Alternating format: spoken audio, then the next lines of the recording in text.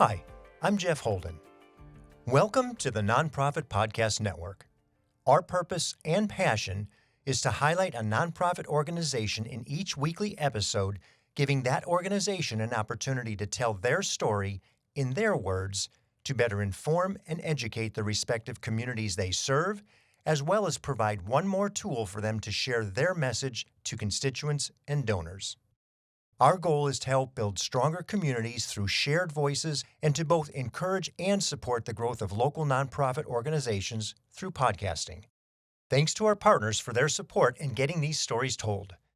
SMUD, Sacramento Metropolitan Utility District's Shine Awards program benefiting nonprofits for energy efficiency. CapTrust, fiduciary advice for endowments and foundations, and Western Health Advantage, a full-service healthcare plan for individuals, employer groups, and families.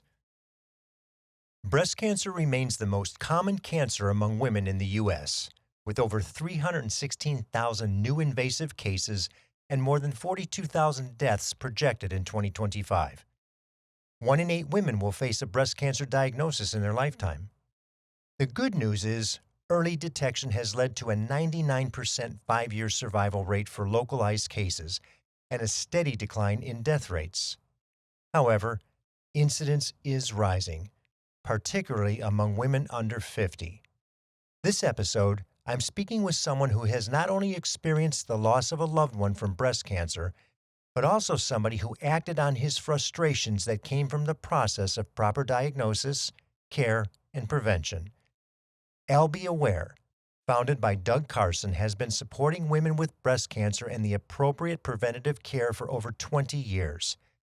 What they do, how they do it, and who it is they are benefiting makes for an incredible story for an organization that is now recognized as one of the go-to resources for anyone looking for help, support, or just more information on their breast cancer journey. Doug Carson, welcome to the Nonprofit Podcast Network. Well, thank you very much for letting me be here. Thank you. You were very candid in our first conversation about what brought this organization to life some 21 years ago. Would you share the story of how Albie Aware came to be?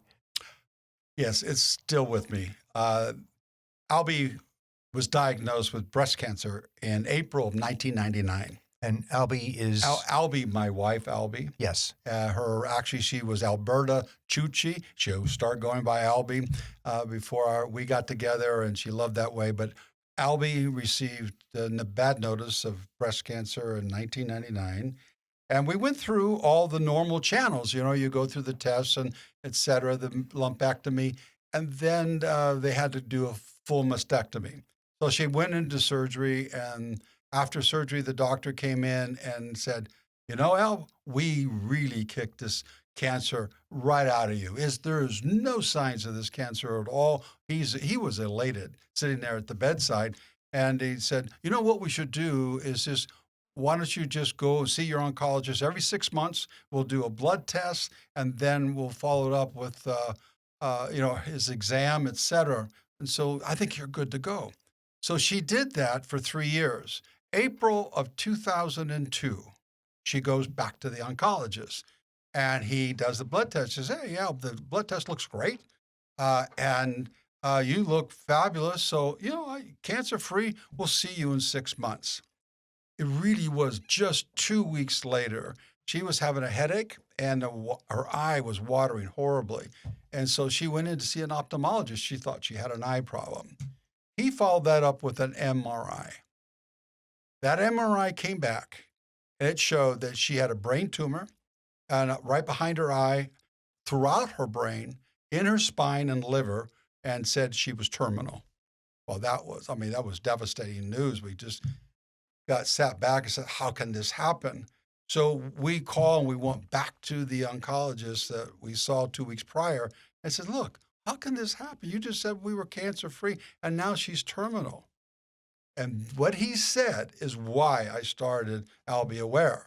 He said, well, you can't really determine whether the breast cancer metastasizes unless you do a PET CT scan or an MRI.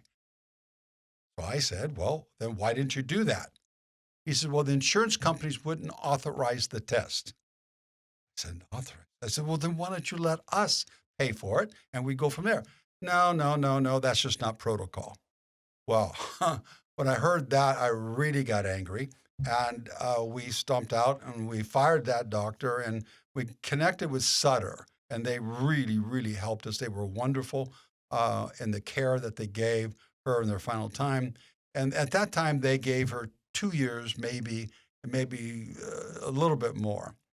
She died in 6 weeks. Oh my gosh. The cancer came on so strong, she died July 4th of 2002.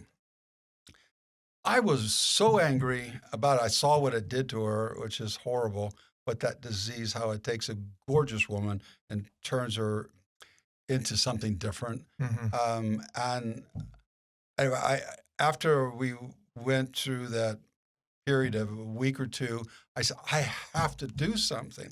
I can't allow other people to go through what I'm going through because it's needless. All she had to be was tested right after that surgery, tested every 6 months. And then if they indicated anything, they could have gone in and taken care of it. But no, they didn't. They let it grow beyond the stage of being able to treat it. And so I said, that's what I'm going to do. I'm going to do it. So I went out, and I'm going to say his name on air because he's an outstanding gentleman, and he's on air. You probably hear a lot of him anyway. And a good friend of mine named Frank LaRosa. He and I went to lunch, and he actually went to school at Sac State with Albie at the time. And we were sitting there at lunch, and I was telling him, as a Frank, I'm doing this foundation, but I'm struggling. I don't know the name. I really need a name. And he thought just for a moment, and he says, well, what are you trying to do? I said, I need to make people aware that they need these tests. And if the doctors or insurance companies are refusing it, they have to pound the table and say, I need these tests. So he said, well, then maybe what we do, we call just Albie Aware. And he says, yeah, if you think about it, you say it fast, I'll be aware. It sounds like I'll be aware. Exactly. And I went, boom, that is fabulous. And 24 years later, or it's 21 of the 501c3, I always count because I started right away, but the 501c3 started in 2004. That name never gets tiresome. It doesn't. It just keeps growing and growing. It was fabulous. So I thank him. To this day, I still thank him for all that. But anyway, we started it. And then, like I said, that became a family foundation and we wanted to help. Albie was a realtor and I wanted to help women in real estate. But then it says, well, why are we doing that? Why don't we just help everyone? So it morphed into a bigger thing from my very initial thoughts. And so that's why we got a bunch of people together and created a board. And then we went after and got our 501c3 and to make it a legitimate corporation. And then we went out and started marketing it. And we got contracts with Sutter Hospital to begin with to do the testing. And so they give us special pricing for all the tests, which is great. But it started from there. And by started, what the purpose was really to help women and men in some cases better identify whatever it is so that it doesn't metastasize, or to make sure that they get the proper testing up front, to make sure they get the mammograms on a regular basis, but in a unique way. It wasn't just, here's more information about breast cancer awareness, which is what you do, but it was to provide the resource for those who couldn't necessarily do it, correct? Correct. Well, they don't realize, that if you find breast cancer early, 0-1, it's 99% survival rate. So what does that say? All you need to do is get tested. And if you are getting tested and you do it and you find it early, you don't panic, you go in, you get it taken care of, and your life moves on. And so what we're trying to do is drive home. And part of it is we need to make sure people understand they need to be an advocate of their own health. They need to pound the table. Doctors are great. But geez, they are so overworked. The system gets bogged down. All right. It's no fault of anybody. It's just a reality. Yeah, it's a systemic It's reality. just the way it is. So you call, everybody out there probably listening has picked up the phone to make an appointment for a doctor. I'll see you in 6 months. And Right. what? If you're dealing with cancer, you can't wait 6 months. And if you're also afraid of what might happen, if you're one of those susceptible situations, you need to get the test now, not 6 months. So what we do is that we take you into our little family, we call it, and we make sure that you get your doctor's appointment. And if your doctor is booked out, we're going to find somebody else that gets you in. And we're going to walk you through and help you navigate that medical system, making sure that all the appointments that you need get there, making sure you're connected with a nurse navigator, and work with that nurse navigator, because we have people that work closely with us. And we go out and try to find all the proper programs that are available to you. There's several government programs out there that pay for things. People don't know about all that. Mm-hmm. Well, what we do is we make sure that we start with those if they will take care and pay for it. We do that. If they don't, then we do. But we follow them through all the way to the end, making sure they are taken care of. We also even give them a little kit when we find out, and it's full of little goodies that help them after their surgery. And we get those donated from all the other organizations that we work closely with. And that's a perfect segue to the work closely with. Yeah. The collaborative part of what has become the organization really is a lot of tentacles into the community, certainly starting with our healthcare providers, of which, if I'm not mistaken, you work with all of them. Yes. You have relationships with Sutter and Dignity and Kaiser and who am I Davis. missing? And UC Davis, yes. Mm-hmm. Tell us a little bit about the collaborative pieces. Who are some of the other organizations you might work with who might bubble up into the organization? Well, there's Every Woman Counts, which is an organization that pays for a lot of services. There's Carrie's. I'm so sorry. I'm going to miss up some That's of okay. these. We'll fix it. I may have to refer back to somebody. But all these organizations are listed on our website, and they're there. Or Melissa, who's in our office, can definitely direct them. I apologize for not popping it right off the top of my head, but there is Carrie's Touches. It was one of the other ones. But there are people who have materials for their bras to help them with their different things, with the tubes that go in for draining after the mastectomy. Pardon me. There's creams, and the creams are so, so important. And that's another story I would love to tell you. But the cream that they have, which is anti-burn cream, because during the radiation, you get burned a lot and you need a special cream.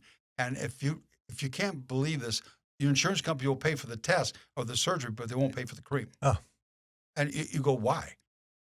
And the cream is $600. Oh. It's not $26.95 at the store. Yeah, this isn't it's just $600. So normal bottle Albie of Aware Aveeno or pays for the something. cream, and we make sure you get those kinds of things. And so there's all those little things. There's wigs. We have people association with people with wigs, and they're all in our collaborative family, as we will. They work with us. We work with them, et cetera. Mm-hmm. On the healthcare systems, because they are insurance-based, how do you interface?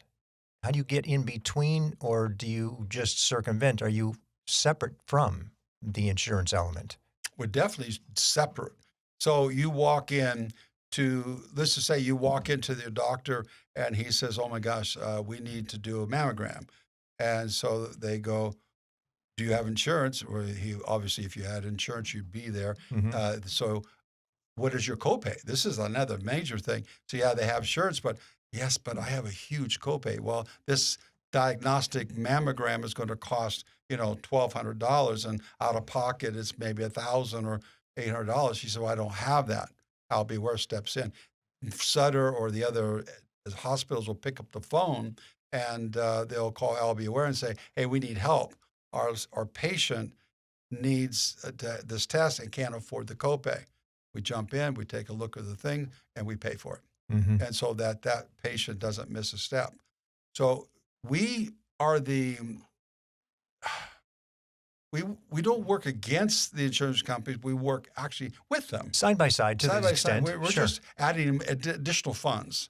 And I'm sure there's cases where there may be no insurance that you're able to support that Oh. individual, that woman who maybe is really in a challenged situation and maybe even homeless. Yes.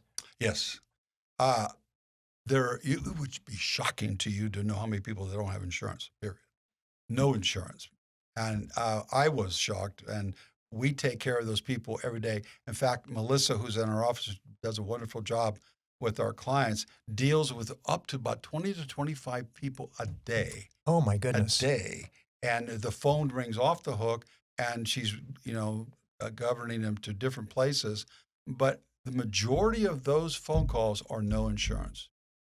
And then the other parts are, co-pays, but then there's additional services that we have.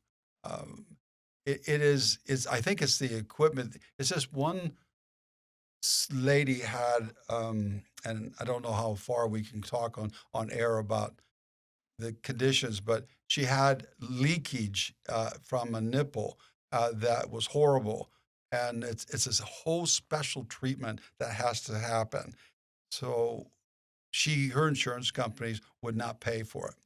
Well, it's expensive. So we jumped in and we made sure we took care of that. Mm-hmm. So there's little things like that.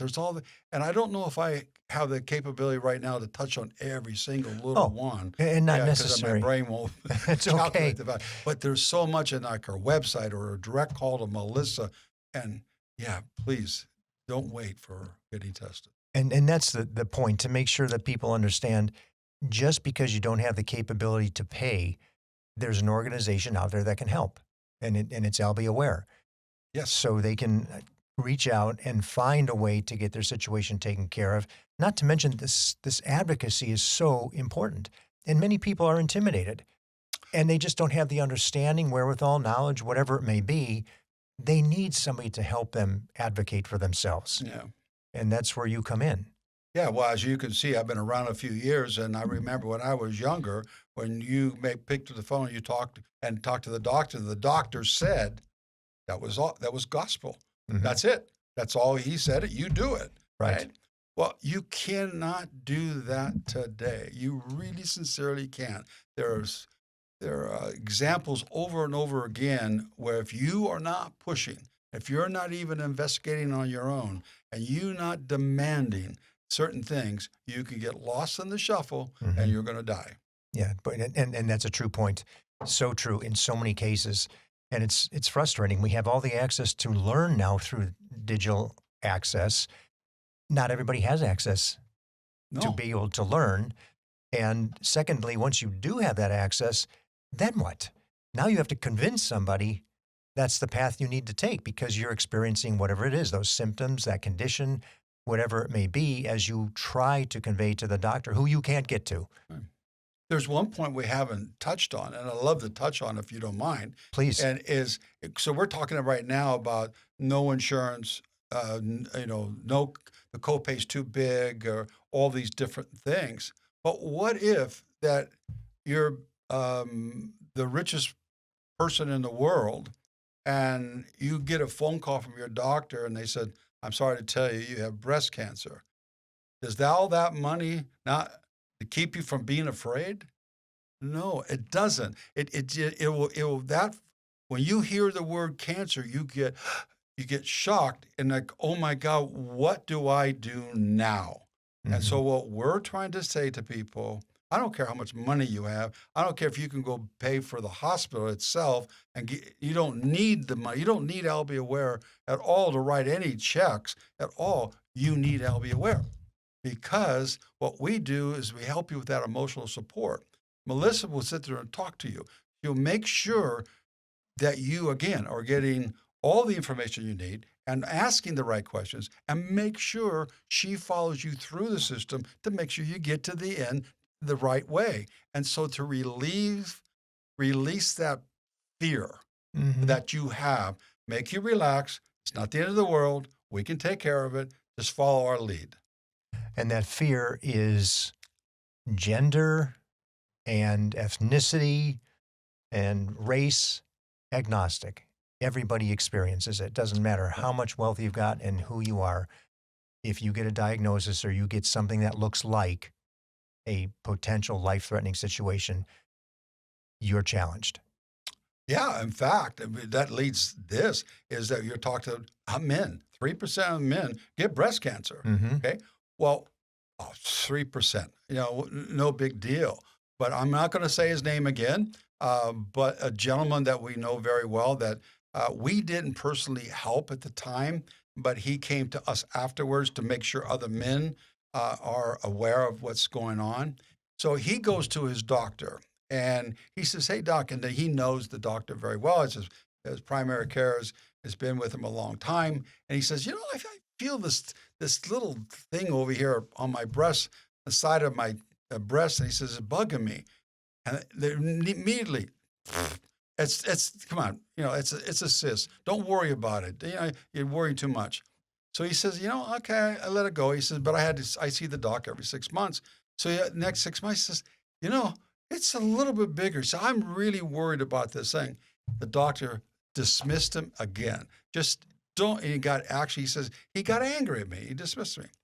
So the following 6 months, I went back and it was there and it was bigger. He says, "Look, I don't care what you're saying. I need a mammogram. I want some tests." So the doctor got upset with him. So, okay, fine, threw his hands in the air. So I'll order the darn thing. And so they ordered it and he had breast cancer stage 3. Oh my gosh. And he almost died. He went through complete hell in his treatment. And even to this day, he isn't completely out of the woods. He always has something there and he keeps going back, etc. It's changed his life tremendously. And all because, you're a man, let's just ignore it. Mm-hmm. Please. I mean, yeah, I understand. We're not thinking of it. I do the same. But darn it, if you think it's there, just Check get it. it tested. Yes, denial is our favorite word with a D, right? Absolutely. We'll be back with more from Doug and learn how Albie Aware continues their support for women with breast cancer right after we hear from those responsible for making our program possible. Hello, this is Scott Thomas with Cap Trust in our Sacramento office. I specialize in working with local nonprofits and associations. Annually, we survey private and public nonprofit organizations across the country to better understand challenges they see in today's environment. In our more recent survey, we heard concerns about proper board governance, mission-aligned investment, and how to implement alternative investments. If you would like a copy of the survey or to discuss your organization, look me up, Scott Thomas at captrust.com. I'm thrilled to have Western Health Advantage partnering with us as they do so much to support so many nonprofit agencies in our community. As a truly local health plan, you'll find individual and family options, employer options, plans for CalPERS and Medicare Advantage. From medical services to pharmacy, health and wellness support, as well as behavioral health care, Western Health Advantage has a plan that fits what you need. As an employer, for profit or nonprofit business, individual or family, you can find more at westernhealth.com. Let's get into some of the funding for the organization. How do you raise funds? Because if I'm not mistaken, you're not federally supported or supported through contract with state organizations. It's really grassroots funding, yes? Yes, it definitely is. There's several different phases. One, obviously, is events. Events bring a lot. And we have so many good people that have come to us that have said, "Hey, I tell you what, we want to do this event and we want to make you the beneficiary." And that's great. And then take some of our involvement. Albie Aware has a couple of their own events, but the majority of them, what we call third-party events. There are other people. One of those is the one that your favorite one. It's called the Pink Ladies. It's a group of women that put on a garden party in the Fab 40s. That just is a ticket to be had. It's great. And that happens every September. Every September. And this is 2025, and we're having the discussion. This is your 10th anniversary, yes? That's correct. Wonderful. It's awesome. It's a wonderful party. It raises a lot of money. And you can't, even an event that you sell a ticket for a decent price and et cetera. You get everything donated. You can't make enough money by selling tickets. Right. It just doesn't work. The amount of effort it goes into, et cetera. So what does it come down to? Sponsorships. That really is your whole key. And then what we try to do in our best way is to make sure that we turn back and give the sponsors as much help and recognition and exposure as we can, and to do that. But sponsors are key. So you got the events, and then you have the sponsorships.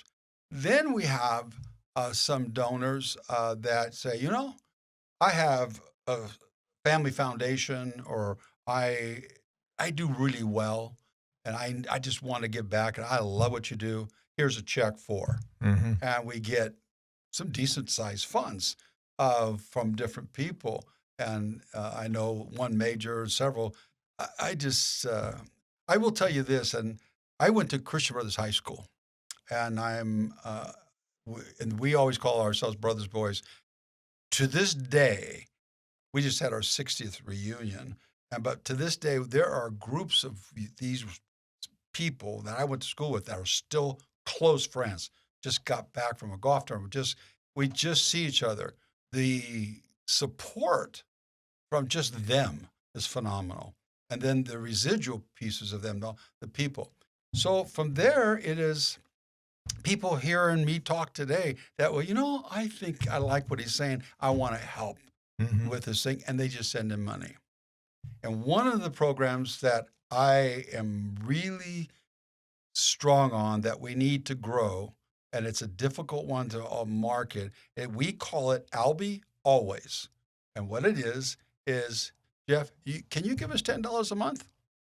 If Like you think that's subscription-based donation. Yeah.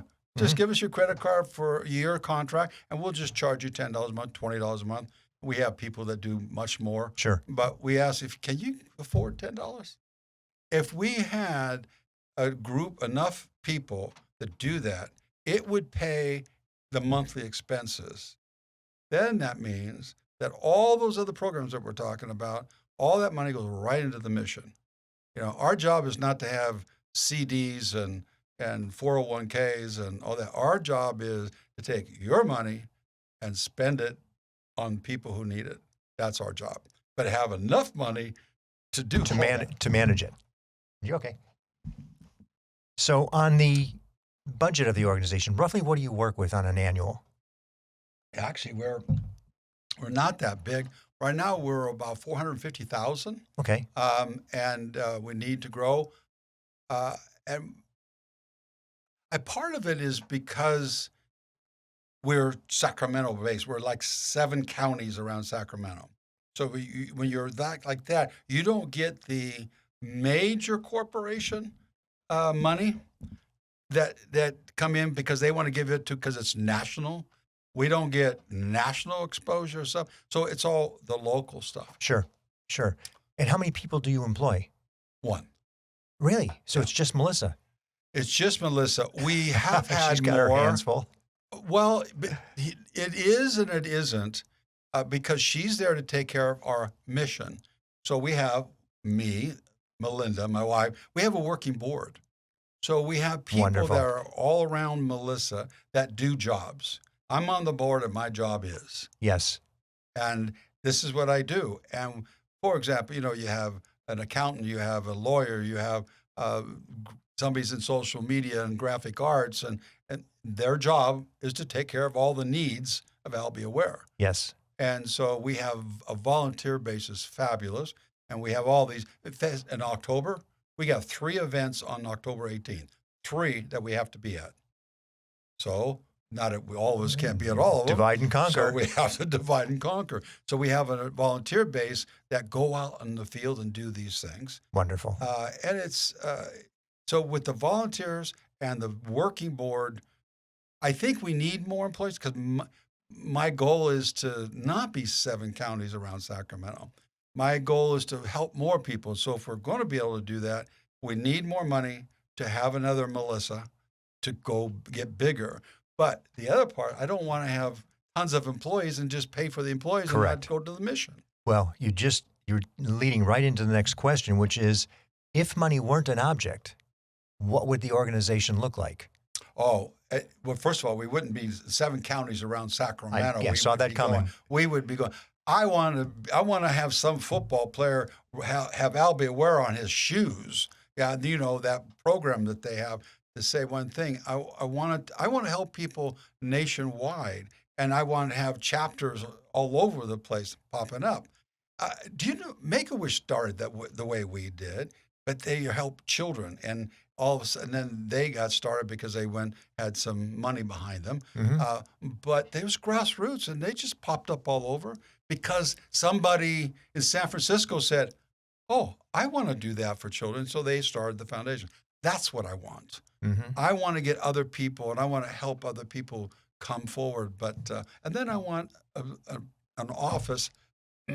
I dream about this building that Albie Aware corporate office, and then down below it's like a little retail center of all those services that we talked about, the wigs and the creams and all those things. So you could walk into this building and you have everything that you need to take care of your journey through getting cured from breast cancer, and all right there at your fingertips. That's what I want.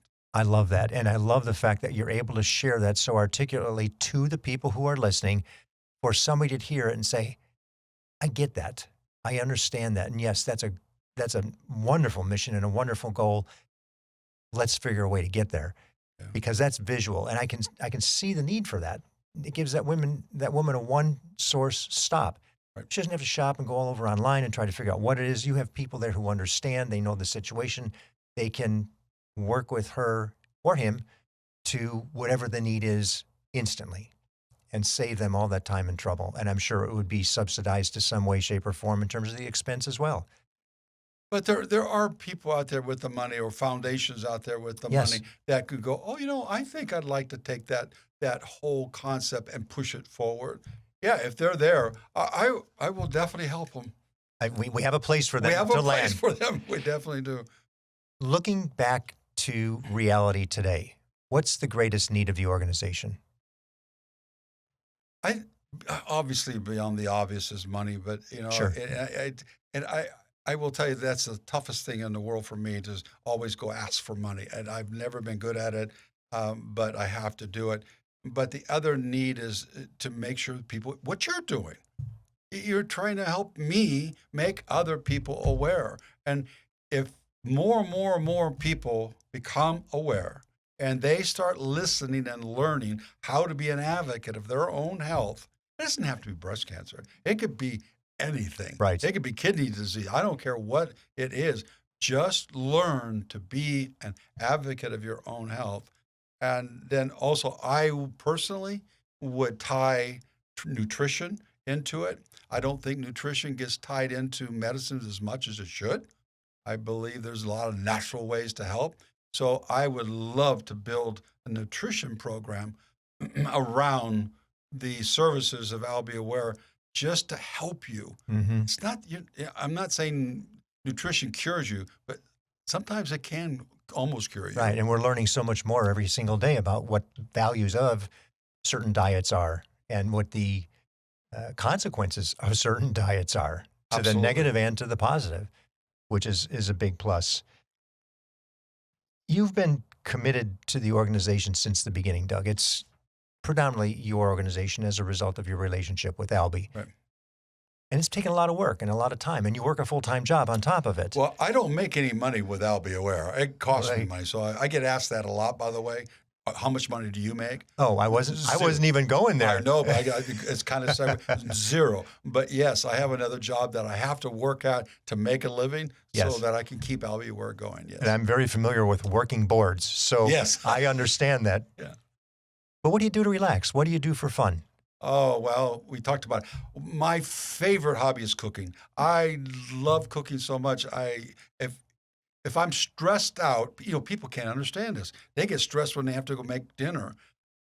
I get stress release when I have to go make dinner. I mean, or some days, like on a Saturday, I'll just get up and my whole day is planned at the markets, and then back at the kitchen, and just playing and creating sauces, things, just doing that.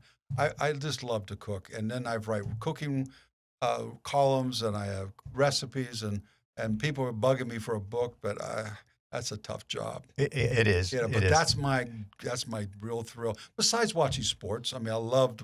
My son also got me into fantasy football, which is crazy what that does. I said, "You're nuts! I'm not doing that." I got into it. It means absolutely nothing, but man, it really takes all the stress in the world away from you because you're doing something that means nothing. Yeah. But you're happy doing it. So between that and cooking, I'm good. And it's fun to learn from leadership of these organizations how many people actually have shared cooking. And I think that's that personal piece that we all get to know a little bit about the individual that we see in the professional space, but never about the personal. And then when you run into them socially, how often it is the first conversation isn't about the organization. It's like, hey, I heard you love cooking. I got a great recipe for. Right. And I hear it and see it so many times. It's fun. We gravitate to food. Yeah. We really do. Well, we need it. And we need That's for sure. What's the best way to learn more about Albie Aware? The website, I think, is probably the easiest way. Go right to the website, albieaware.org.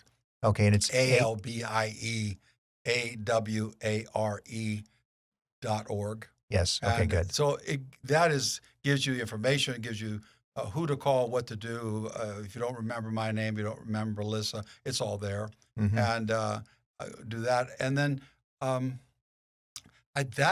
we do a lot of social media.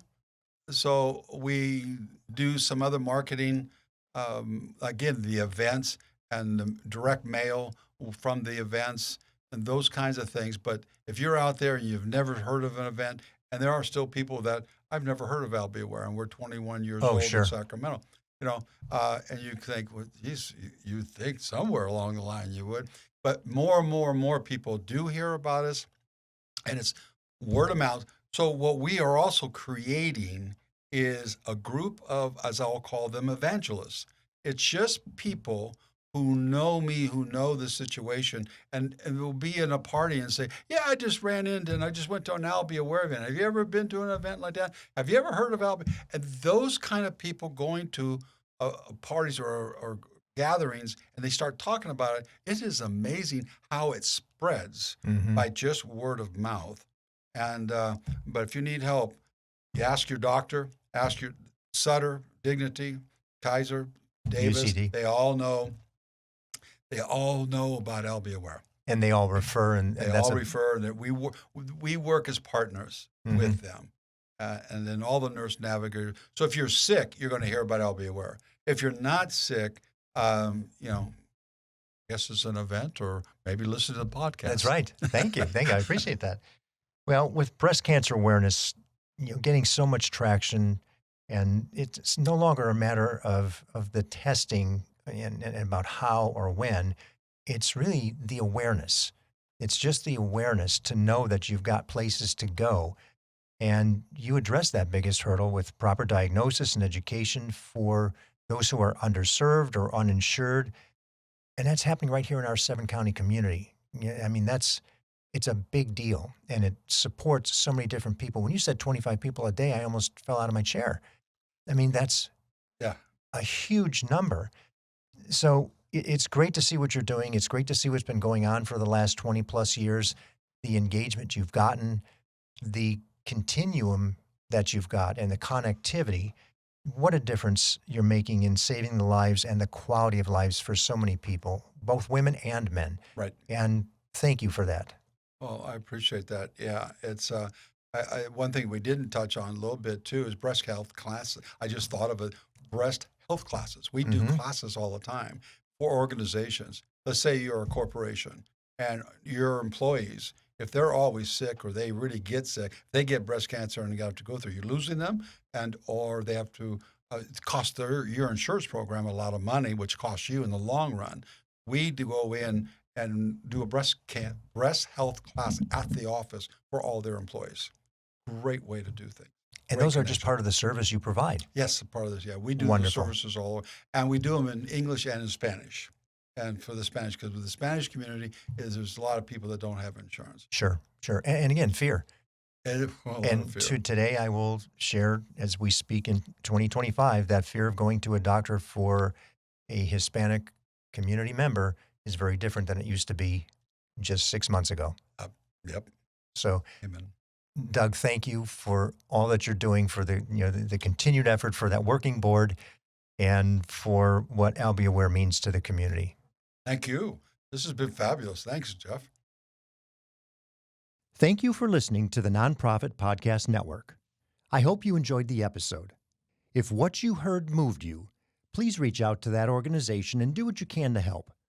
If you like and appreciate what we're doing to support local nonprofits, please give us a positive review, subscribe, and share. If you're a nonprofit with an interest in participating in an episode, you can reach me at jeff@hearmenowstudio.com. Once again, we're grateful for the businesses who have made this program possible. CapTrust, fiduciary advice for endowments and foundations. You can find them in Sacramento, Roseville, and Folsom. captrust.com. SMUD Shine Awards, helping support our nonprofit community with grants for more efficient energy usage. smud.org/shine. And Western Health Advantage, a full-service healthcare plan for individuals, employer groups, and families. westernhealth.com.